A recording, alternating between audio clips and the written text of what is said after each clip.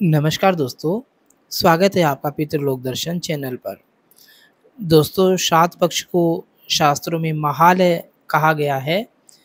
मह का अर्थ होता है उत्सव और आलय यानी घर। समग्र रूप से इसका आशय है घर में उत्सव।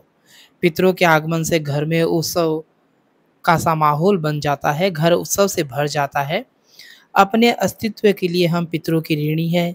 यह उनके प्रति श्रद्धा, उनका आभार हम व्यक्त करते हैं श्राद्ध के रूप में। दोस्तों, अपनी बात शुरू करूँ उससे पहले मैं आपसे आग्रह करना चाहूँगा कि आप इस चैनल को सब्सक्राइब करें, लाइक करें और कमेंट करें। दोस्तों, इस चैनल पर जितनी भी जानकारियाँ आपको दी जाती है वो सारी की सारी शास्त्रीय प्रमाणों के आधार पर होती है। किसी भी तरह की कोई बोगस बातें यहाँ पर नहीं की जाती है।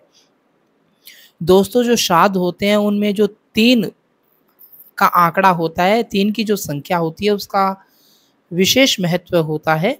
मैं बात शुरू करता हूँ कि जो ये श्राद्ध है इसमें जो 3 की संख्या है ये बहुत महत्वपूर्ण है।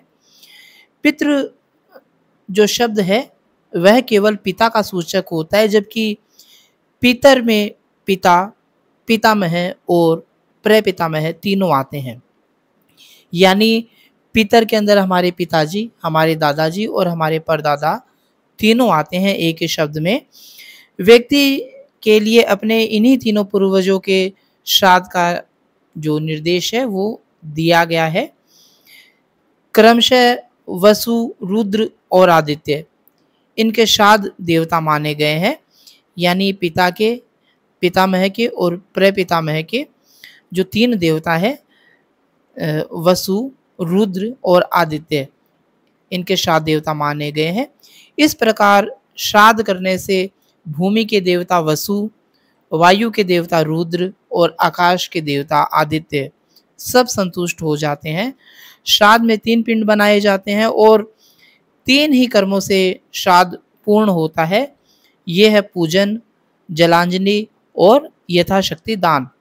जब हम श्राद्ध करते हैं तो उसके प्रमुख 3 अंग होते हैं। हम पूजा पाठ करते हैं, जलांजलि अपने पितरों को देते हैं और यथाशक्ति हम दान देते हैं, जिसमें भोजन का दान है, वस्त्र है या जो अन्य चीज़ें होती हैं उनका हम दान करते हैं। श्राद्ध से संतुष्ट हुए पितृ अपनी संतति को 3 प्रकार की संपत्ति प्रदान करते हैं। जो अपने पुत्र होते हैं, अपने पौत्र होते हैं, उनको वह 3 प्रकार की संपत्ति प्रदान करते हैं। सबसे पहली तो है दीर्घायु, वो हमें लंबी उम्र प्रदान करते हैं।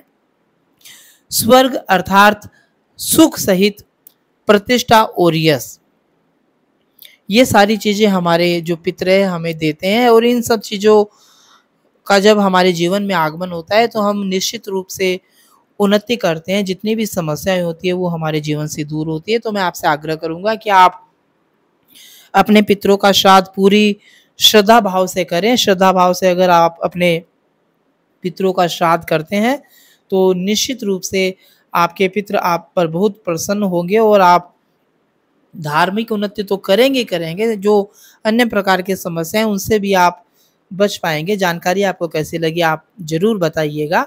पितरजी महाराज आप सभी की रक्षा करें, आप सभी की मनोकामना पूरी हो, आप सभी के प्रति आध्यात्मिक मंगल भावनाएं। जय हो पितरजी महाराज की।